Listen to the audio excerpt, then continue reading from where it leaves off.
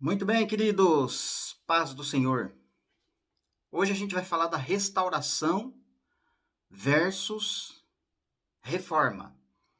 Então a gente precisa, né, a igreja do Senhor Jesus precisa demais compreender o que é uma restauração e o que é uma reforma. E hoje eu quero falar alguma coisa a respeito, né? Só que não dá para falar tudo em um vídeo, né? São muitos assuntos que a gente vai entrar em vários temas, né? E não vai dar para ficar assim, sabe, detalhando eles. Então, por isso, é um comentário, né? Mas é bom a gente ir se preparando para isso, né? Ah, o objetivo, né?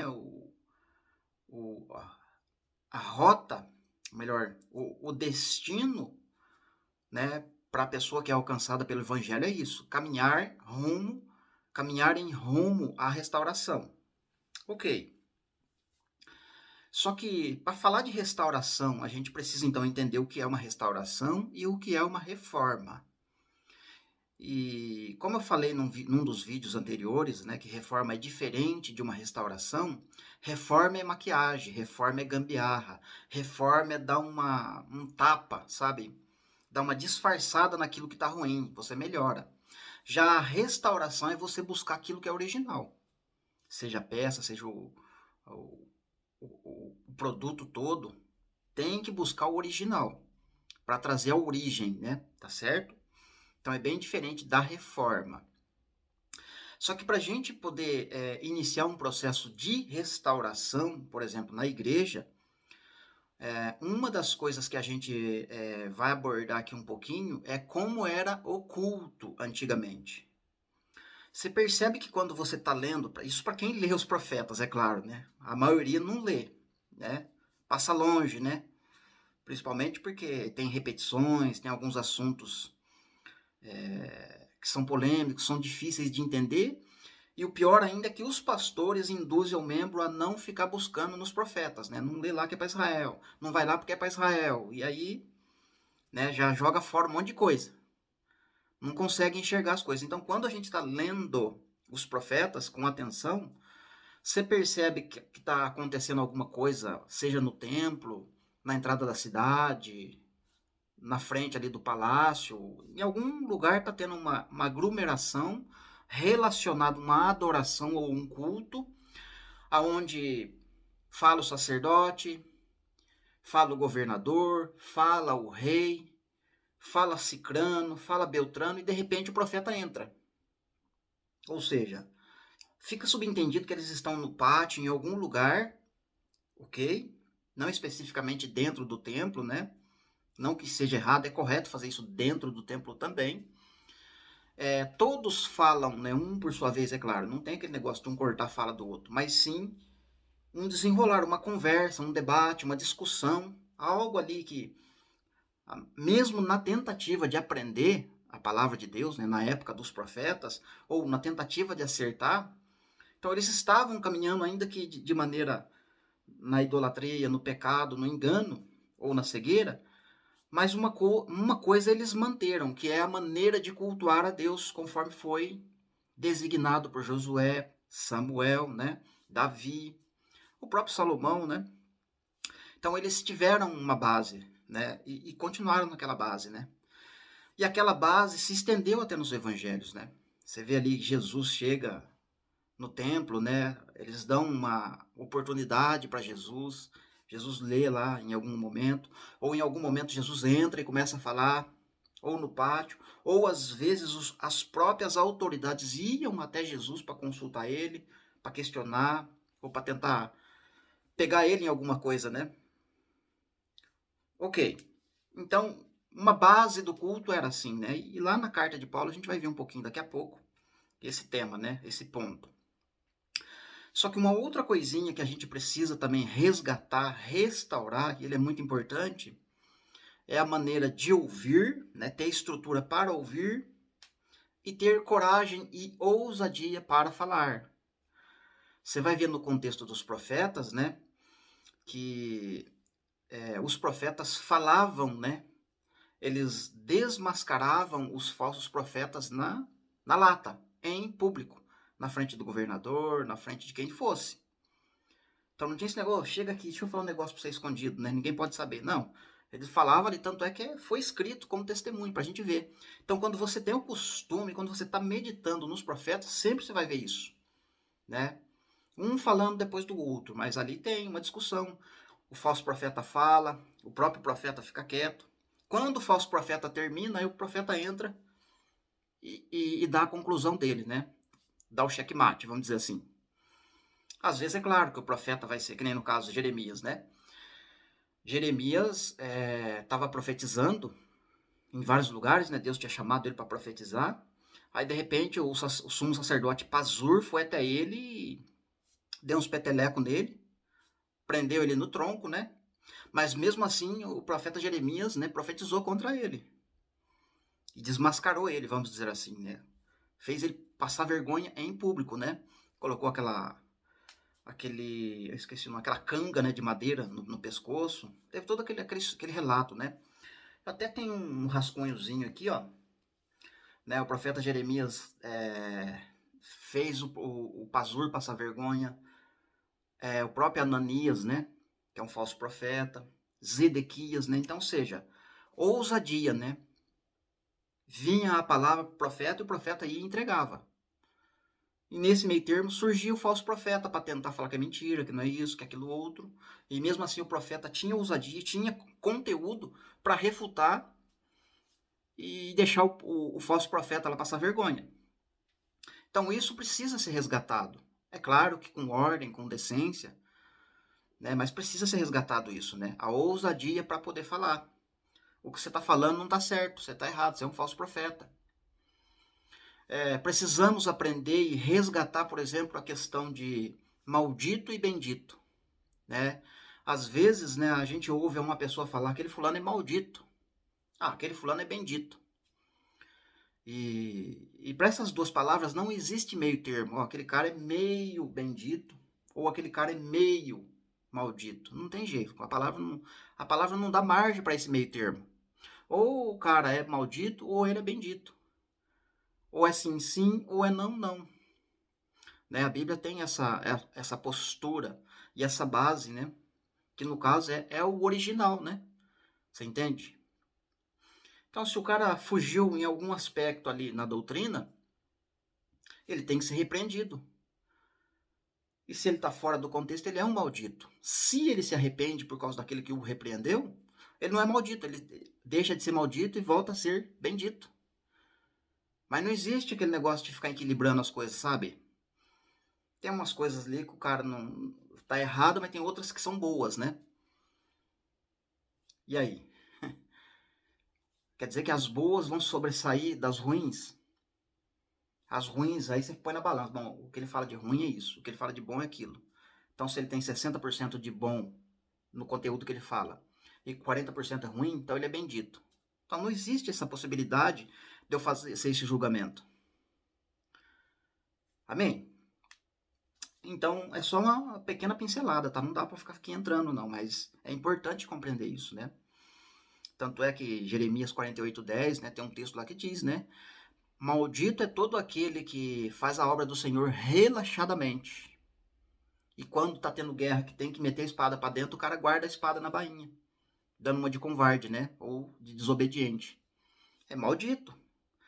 Deixa de falar, deixa de denunciar o erro, fica quietinho, né? Tô vendo que tá errado, eu sei que tá errado, mas não vou falar porque eu não quero bagunça, eu não quero contenda, eu não quero briga, eu não quero confusão, não vou falar. Guardou a espada na bainha. Maldito é aquele que faz a obra do Senhor relaxadamente. Percebe? Então vamos lá. O profeta Amós, por exemplo, né, ele profetizou contra o Amazias, né? Falou para Amazias, Amazias, você é um falso profeta, rapaz.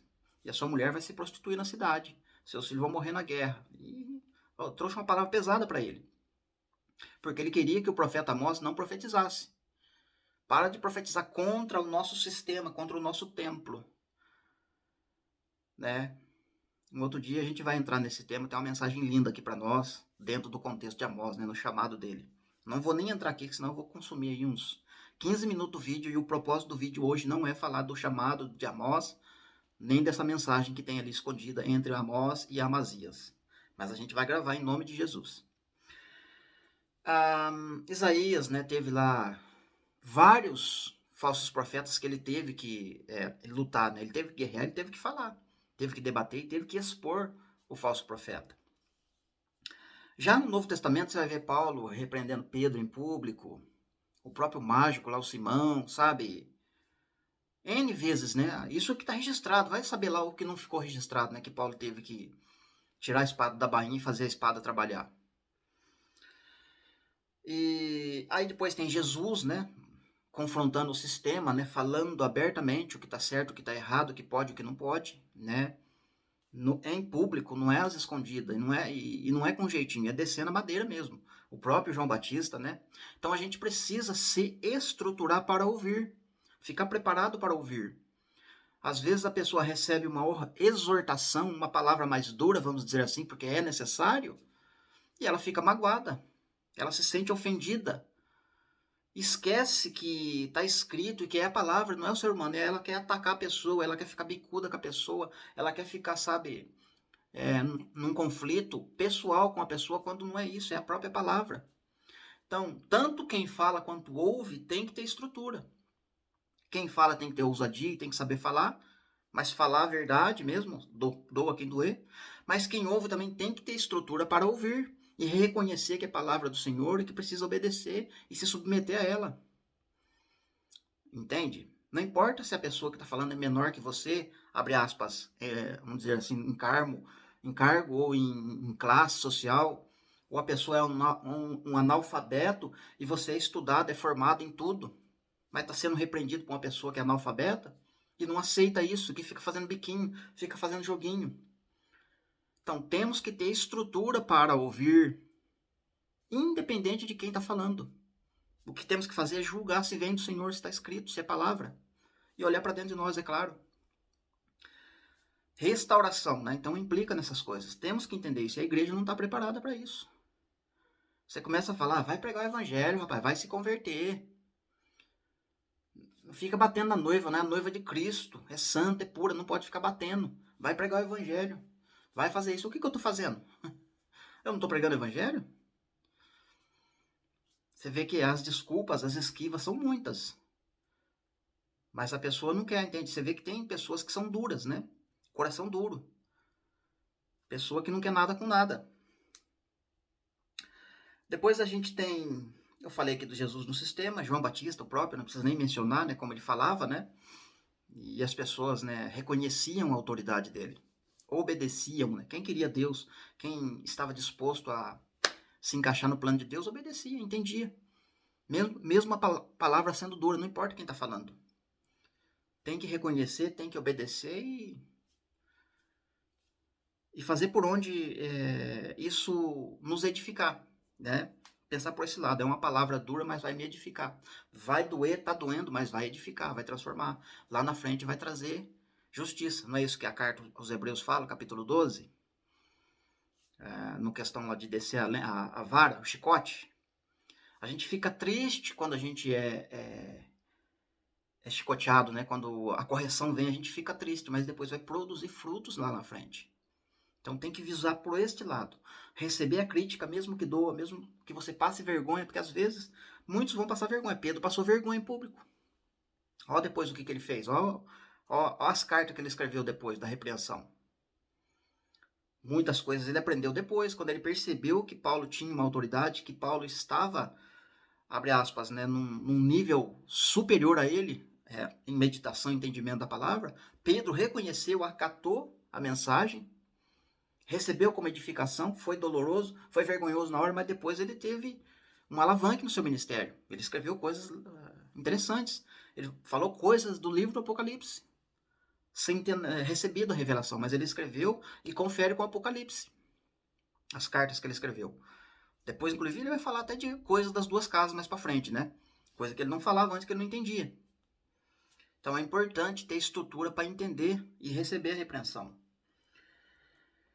Deixa eu passar para frente aqui o rascunho. Agora a gente vai falar. Bom, antes da gente entrar no sistema,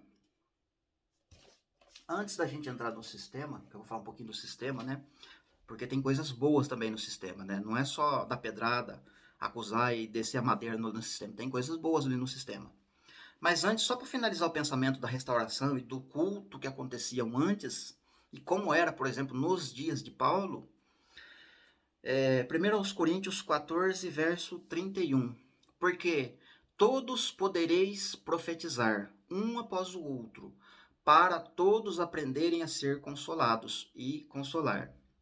Então veja que o objetivo da profecia, o objetivo de se expressar, tem como fundamento e objetivo para as coisas que vão ocorrer no futuro, é que todos podem profetizar para aprenderem a consolar, porque está profetizando, né? E também para serem consolados, porque vai ter momentos que a profecia vai me consolar. Vai ter momentos que a minha palavra, a minha pregação, a minha mensagem, o meu comentário vai consolar outrem. Agora, se eu estou num culto, onde eu estou sentado, né? Esquentando o banco. Entra domingo, sai domingo, eu estou no banco. Entra domingo, sai domingo, eu estou no banco. Só o pastor fala. Só o pastor fala, ninguém mais fala. Todo mundo, amém, só baixa a cabeça. Sim, sim, não, sim. Ninguém fala nada. Quando o reino, ou melhor, quando o evangelho, os próprios profetas, a mensagem vem preparando o povo para um reino de sacerdotes, o que o sacerdote faz? Ele ministra. Então, se você fica o tempo inteiro na cadeira e não tem oportunidade de falar, de se expressar, de tirar dúvida, de conversar, fazer uma rodinha ali, vamos conversar sobre a palavra, porque todos podem profetizar, todos podem ser consolados e consolar. Então, o intuito é o quê? Quando está tendo uma comunhão, quando o culto está sendo restaurado, todos vão falar. Claro que entre os que vão falar, se tiver alguma coisa ruim, alguém vai, né? Ó, não é assim, é daquele jeito. Vai ensinar, entende? Vai ter a repreensão, vai ter a exortação. Mas o objetivo central é preparar a igreja. E para preparar a igreja, ela tem que saber se expressar. Agora, hoje, no mundo gospel ou no sistema, 99,9% dos cristãos ficam sentados ouvindo. Essa palavra é forte. Essa palavra não é para mim, é para ele. Essa palavra eu já sei para quem que vai. Ele, além dele ficar sentado, ele fica se esquivando.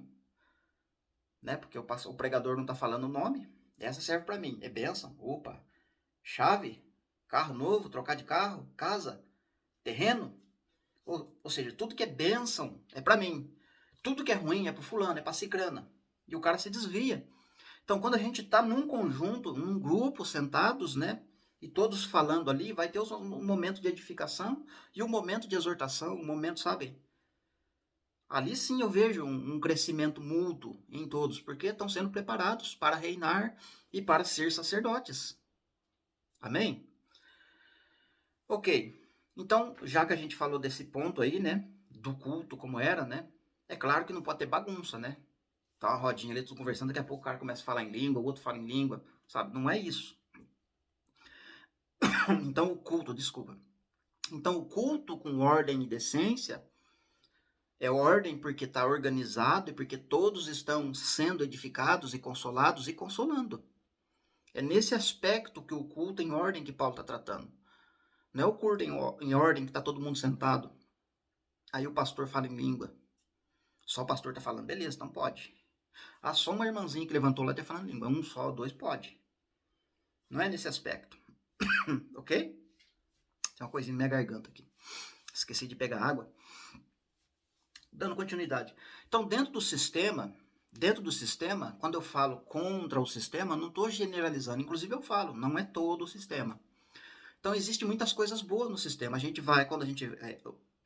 o nosso início de caminhada, a gente ouve a palavra porque a gente não conhece nada. Então, a palavra, de uma certa forma, entra em nós e gera uma transformação. Sim, a gente aprende sobre perdão, a gente aprende como criar os filhos, como tratar a esposa, como resolver problemas no casamento, a gente resolve questões de perdão, sabe, de uma família para outra, até mesmo dentro da família. Então tem as coisas boas dentro do sistema, mas isso quando a palavra, quando o pastor não é um desviado, alguém que está preso no sistema. Tem que ter uma igreja, um local de reunião, onde o pastor não está entrelaçado com outras denominações que estão presas no sistema e que ele tem que estar prestando conta para outros. E aí tem coisa que ele pode fazer e tem coisa que ele não pode. Ou ele vai fazer alguma coisa, tem que ligar para fulano, eu posso fazer isso, estou pensando naquilo, sabe? Fica amarrado, ele não consegue crescer, a igreja não cresce. Então, se a igreja, se aquele local tiver desvinculado com as demais, e ali a palavra estiver sendo, mesmo que sendo leitinho, mas sendo genuíno, ali tem sim, tem conversão, tem cura, sabe? Tem as coisas que é tratado na palavra como verdadeiras, né? Então existe o lado bom, né, do sistema. Só que ele é menor do que o lado ruim. O lado ruim é muito mais grandioso, porque tem muito mais erro do que acertos. E mesmo, e mesmo você estando numa igreja como essa que eu falei, que o pastor não está vinculado com o sistema, mesmo assim ele não deixa a membresia crescer e ele mesmo não cresce. Ele vai ficar 50 anos pregando a mesma mensagem, entra domingo e sai domingo, sabe? É um ciclo de mensagem que não tem crescimento. Entra num automático de mesmice, onde as pessoas vão se desviar, as pessoas vão se dispersar, vai acontecer escândalos, vai acontecer coisas ruins, mesmo estando numa igreja como essa. Porque não tem novidade, não tem crescimento, não tem avanço. Você entende?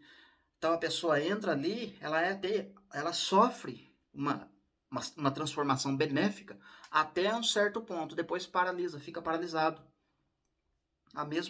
O assunto que eu falei de Esdras e Neemias, né? A obra vai bem até um certo ponto, depois ela para e fica paralisado. Enquanto não chega os profetas para profetizar, né, para restaurar e exortar, a coisa não vai. Você entende? Então é a mesma coisa. Individualmente acontece isso com a gente. A gente vai, o comecinho é gostoso, você quer aprender, você começa a aprender, você vai. Chega uma hora que não tem mais pra onde crescer. Porque você já percebeu tudo ali o que tem na mesa. E não tem mais, sabe? A única coisa que muda às vezes é que vem um pregador diferente, uma coisa ou outra ali diferente, um teatrinho, uma coisa ou outra, mas a mesma mensagem, não tem crescimento. E é onde fica na mesmice. Ok? Dando continuidade, agora eu vou falar um pouquinho aqui das igrejas, né? Como era mais ou menos, tá? Um resuminho bem pequenininho mesmo, né? Então você vai ver que ali a igreja de Gálatas, por exemplo, Paulo tá trazendo exortação, repreensão, está perplexo e dizendo, olha, parece que vocês estão voltando para o judaísmo, estão querendo voltar às práticas das coisas da lei. Cristo de nada vai aproveitar para vocês continuarem nesse caminho. Para os Gálatas, né? A igreja de Corinto, por exemplo, ela estava sofrendo ataques, né? Dos falsos profetas, os filósofos, né? Um pouco de judaísmo estava entrando também, né? Então, são vários aspectos que Paulo teve que tratar e combater naquela carta, que serve para hoje, inclusive, né? A igreja de Romanos, por exemplo, né? A igreja de Romanos, a gente não vê nas entrelinhas um ataque acontecendo. Só que, por toda a carta, o pano de fundo da carta é fazer defesa do evangelho. Né? Então, ali é uma carta que está cheia de ferramentas para a gente usar para combater falso ensino, filosofia, judaísmo. Então é uma carta enorme porque ela foi feita, ela foi preparada para a igreja num contexto de 2000 anos, cheia de ferramentas, de recursos para você combater falso ensino, as coisas que acontecem. Então naquele período, o texto ou a leitura para mim não deu margem de entender que ela estava sofrendo ataques, né? Então tá mais como um campo de defesa no contexto da carta, né? Eu vejo desta forma. Já a igreja de Éfeso, por exemplo, uma igreja maravilhosa, profunda. Você não vê Paulo repreender a igreja de Éfeso em nenhum momento, ele não repreende. Ali ele fala do mistério da família de Deus, Cristo, a igreja com Adão e Eva, as armaduras de Deus, ele fala das duas casas de Israel, ele fala do mistério do evangelho que estava oculto. É uma carta profundíssima, né? É uma das mais profundas, inclusive, que ele escreveu, né? Porque a igreja estava em alta. Para Corinto, ele não pôde falar o que ele falou para Éfeso. Para Gálatas, muito menos. Para os romanos, em alguns aspectos, ele até pode ter falado, né? Fazendo uma associação com a carta a Efésios e Romanos. Mas Efésios é mais profunda. E a igreja é poderosa.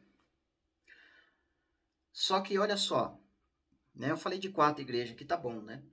mais ou menos, né? Resumidamente, é claro, não dá para contextualizar, senão o vídeo vai ficar enorme, né? Então agora a gente vai entrar para as 7 igrejas do Apocalipse e findar aqui, né, o vídeo. A gente vai finalizar falando das igrejas do Apocalipse, né, do assunto restauração. Você vai ver que essa igreja de Éfeso, quando você começa a ler o Apocalipse, principalmente quando João vai relatar, né, tem elogio para a igreja de Éfeso, mas ela caiu de produção, né? Olha, eu sei que vocês da igreja de Éfeso odeiam os nicolaítas, como eu também odeio, mas vocês precisam voltar ao primeiro amor, né? Lá no contexto de Paulo, é o que? De Paulo para o Apocalipse é 20, no máximo 30 anos de tempo. Então, durante de 20 para 30 anos de tempo, ela sofreu uma queda, né? As doutrinas ainda estavam sendo combatidas. Os nicolaítas não tinham vez ali. Eles odiavam os nicolaítas como Jesus, mas precisavam de arrependimento e voltar para o primeiro amor. E mais, precisavam ser firmes até o fim para serem salvos. Já lá na igreja de Éfeso você não vê isso, né? No início, quando Paulo escreve para ela, né? Ela parece que ela está pronta para ressuscitar, ela está perfeita. Já em Apocalipse ela sofreu essa queda e precisa voltar, se arrepender, praticar o primeiro amor e lutar para ser fiel até o fim, para vencer. A igreja de Esmirna é irrepreensível, é uma igreja que está pronta para ser arrebatada, para ressuscitar, né? Ela não tem, assim, coisas a serem corrigidas nela, né? Mas percebe que mesmo lá na época de Paulo, a igreja de Éfeso, a melhor igreja, a igreja mais profunda, sofreu uma quedazinha. Imagine as outras que estavam assim, na corda bamba. O que aconteceu com aquelas igrejas? Então a Esmirna, ela não sofre repreensão, né? E o texto vai dizer que a Esmirna não passará pelo dano da segunda morte. Está pronta para ressuscitar. Percebe que igreja poderosa? Então é uma igreja que está assim no auge, né? Ela está pronta para ressuscitar, ela está pronta para entrar para o reino. O dano da segunda morte não vai tocar na igreja de Esmirna. Palavra do Senhor. Já a igreja de Pérgamo, aí é problemática. A igreja de Pérgamo tem um problema de habitação de Satanás dentro dela, né? A igreja de Pérgamo sustenta a doutrina de Balaão. Isso é sério. Não é que ela tem, ela sustenta. Sabe, existem os vendedores de azeite, né? Lá na parábola das 10 virgens, né? As próprias 2 testemunhas que vai responder para as 10 virgens, vai até onde os que vendem e comprem. Porque até agora, se é nessa, porque estava comprando. Estava sustentando a doutrina de Balaão. Continua sustentando, vai lá comprar. Então, essa igreja de Pérgamo, Satanás habita nela, ela sustenta a doutrina de Balaão e também ela sustenta a doutrina dos nicolaítas. A igreja de Éfeso odeia, mas essa igreja de Pérgamo que a sustenta. Ela é... Até usei um termo no vídeo anterior. Ela é cúmplice, né? Ela sustenta Balaão e ela sustenta os nicolaítas. Então, quem faz comércio, quem sustenta quem está produzindo o comércio, é tudo do mesmo saco, é farinha do mesmo saco. Sustentar nicolaíta e sustentar Balaão é sustentar o comércio. É bem que o Luiz falou lá no vídeo dele, né, sobre o comércio. Se os compradores de azeite não comprarem o azeite, o vendedor fale. Mas o problema é que as pessoas sustentam a doutrina. Tá vendo a diferença de restaurar? Restauração é diferente de reforma. Com todas as reformas que aconteceram, os comércios continuam. Os comércios continuam firme e vai aumentando, né? Deixa eu ver aqui, ó. E essa igreja de Pérgamo, ela precisa lutar para vencer.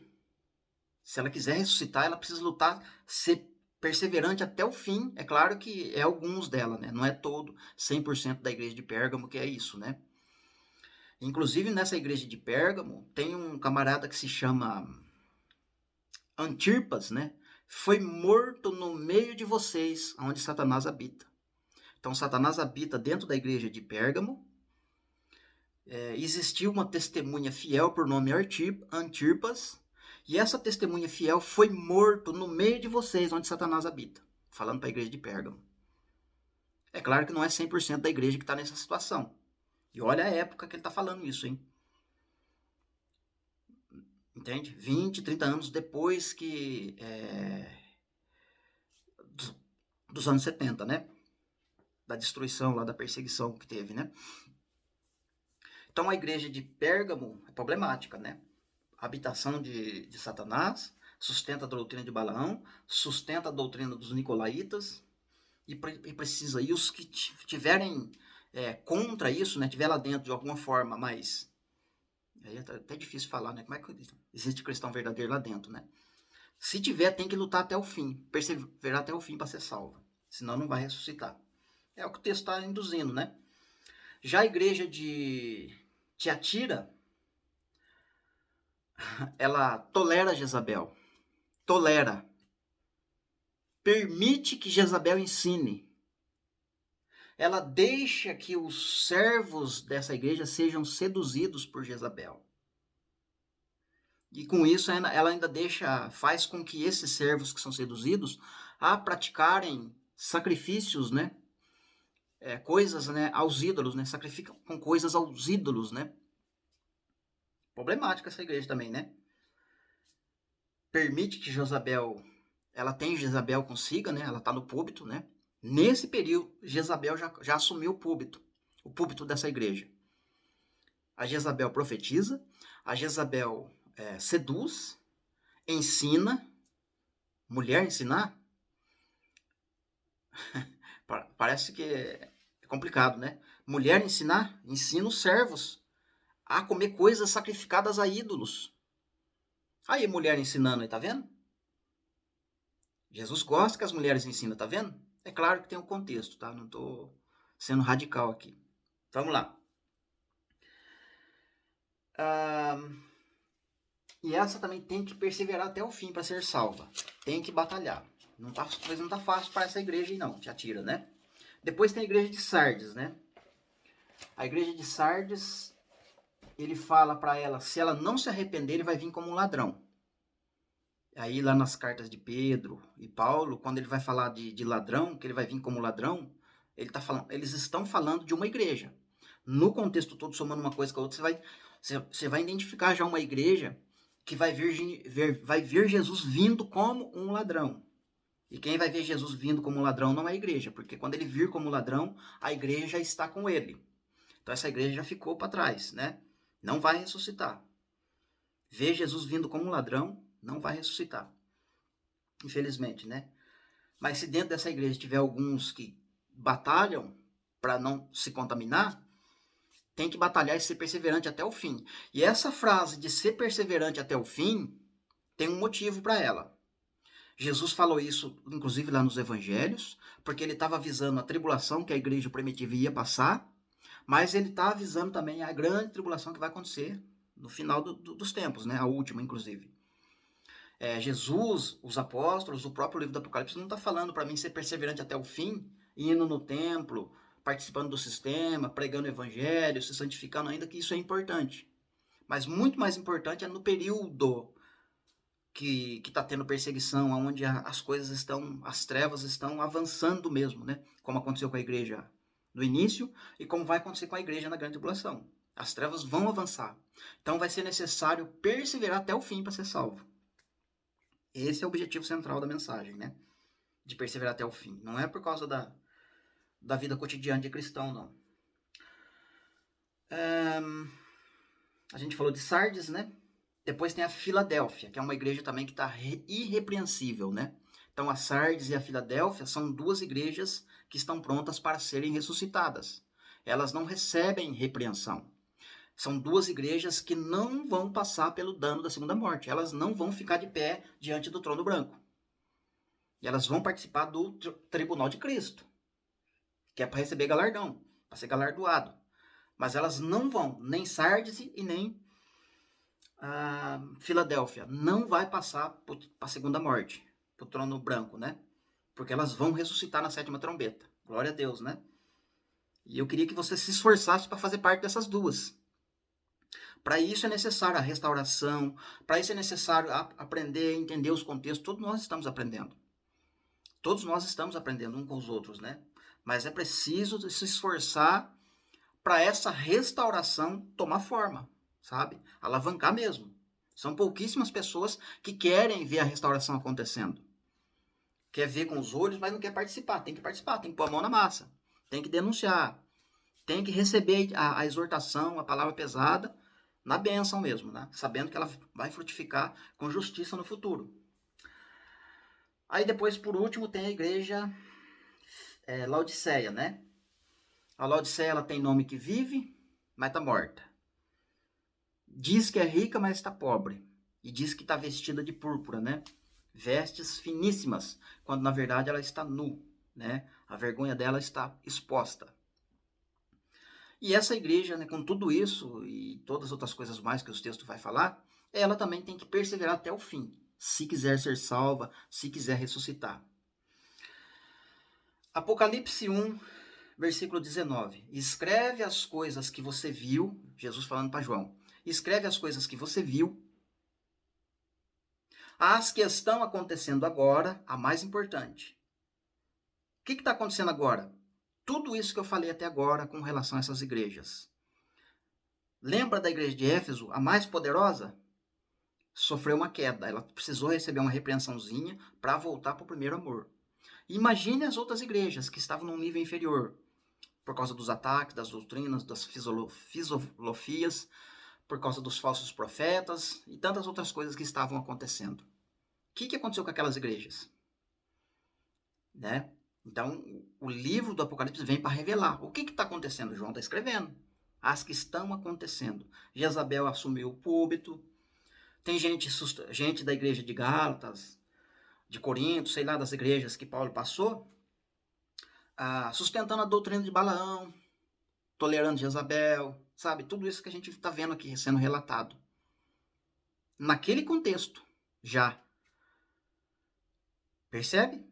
E as que vão acontecer depois destas, que no caso já aponta para um contexto maior, né? Linha do tempo de 2000 anos.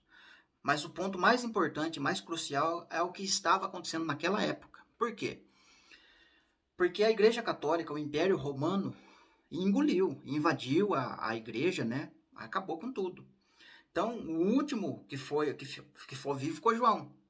Fui levado para a ilha de Patmos, né? Por causa do testemunho de Jesus e por causa da palavra de Deus. Estou aqui isolado. Os outros, né? Alguns estavam nos montes, né? Espalhados por causa da perseguição. E muitos estavam no Coliseu, sendo mortos, comidos por leão, sabe?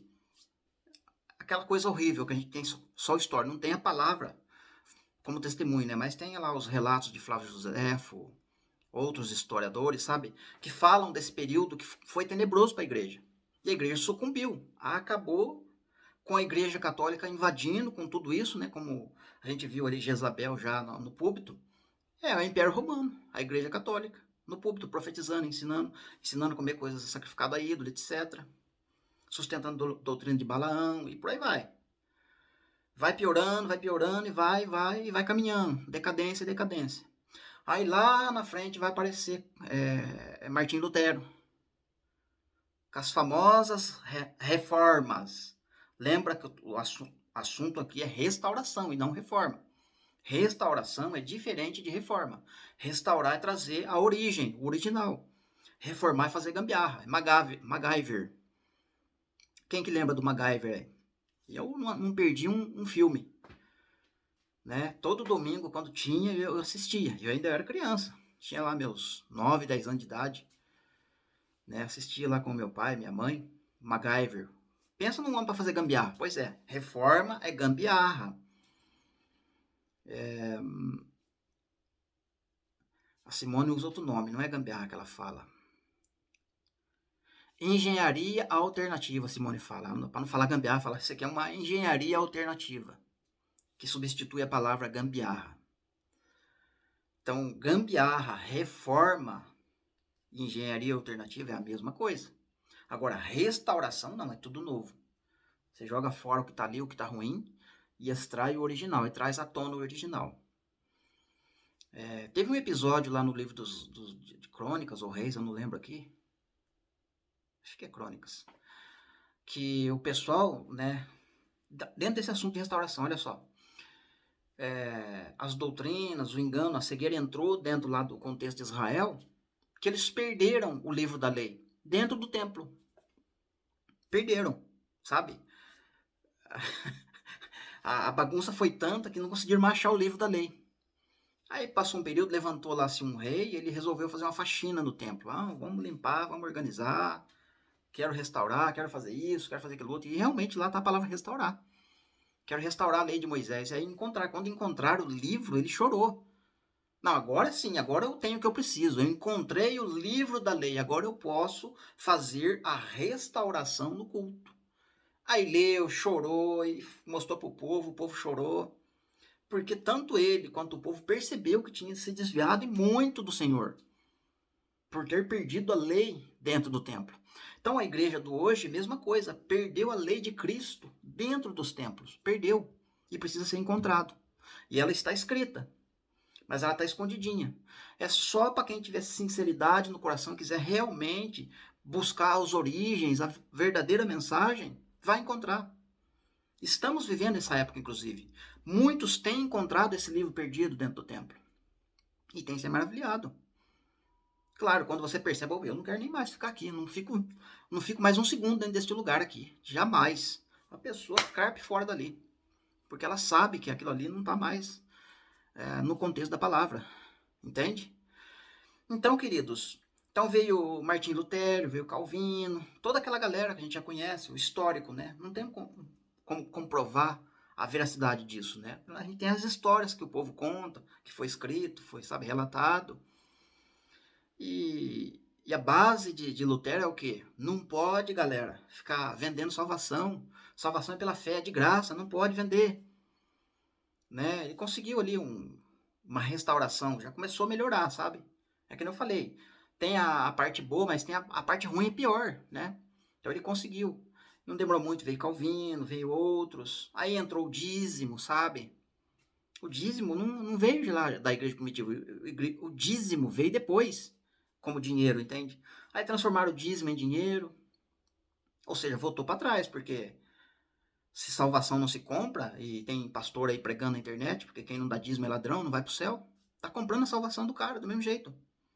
Então a reforma, entende? Ela resolve num tempo, em um momento. É um quebra-galho, mas ela não consegue se sustentar, ela não consegue se manter, porque ela não é para isso, né? Entende? É um provisório.